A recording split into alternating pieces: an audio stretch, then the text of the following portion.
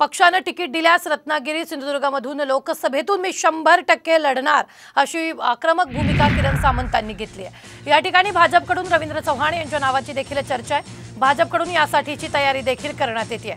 अशातच किरण सामंतांनी दंड ठोपाटल्याने महायुतीत खटके उडण्याची दाट शक्यता आता वर्तवली जाते। भाजपकडून रवींद्र चव्हाणांसाठी एकीकडे तयारी सुरू असताना दुसरीकडे पक्षाने तिकीट दिल्यास 100% लढणार असं किरण सामंतांनी म्हटलेले।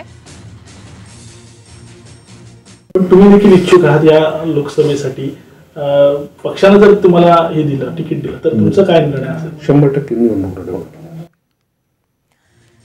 रत्नागिरी सिंधुदुर्ग लोकसभा मतदारसंघातून शिवसेनेचे नेते किरण सामंत निवडणूक लढण्याची शक्यता असतानाच भाजपकडून या मतदारसंघासाठी तयारी सुरू असल्याची माहिती आहे। गद्दारांना उमेदवारी मिळणार नाही अशी टीका अरविंद सावंतांनी केली आहे, तर जागा वाटपाचा निर्णय झाला नसल्याचं सुधीर मुनगंटीवार यांनी म्हटलंय। त्यामुळे कोकणातील मतदारसंघाच्या उमेदवारीवरून महायुतीत वाद होण्याची आता शक्यता वर्तवली जाते।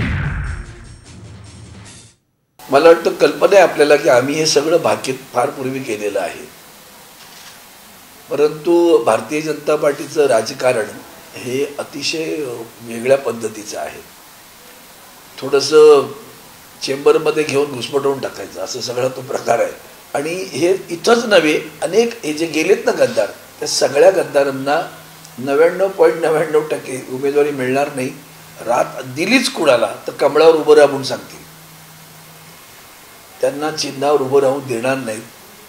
त्यांचं अस्तित्व या निवडणुकीवरून संपणार। एकत्रितपणे 14 तारखेला तीनही पक्ष नव्हे, 3 नव्हे अजून आणि इतर आमचे मित्र पक्ष असे एकत्रित प्रत्येक जिल्ह्यात 14 तारखेला आम्ही एकत्रीकरण करतोय आणि स्पष्ट दिशा त्यामध्ये होईल।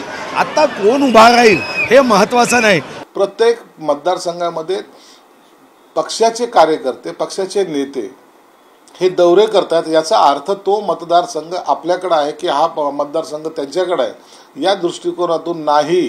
वारंवार सांगतोय आम्ही की हे जे काही निर्णय होणार आहेत ते युतीतले नेते, मग एकनाथ शिंदे साहेब असतील, देवेंद्र फडणवीस साहेब असतील, अजितदादा असतील, हे बसून घेणार आहेत। त्याच्यानंतरच मतदारसंघ कोणता कुणाकडे गेलाय, मग त्यावेळेला कोणी काय केलं याला महत्त्व आहे।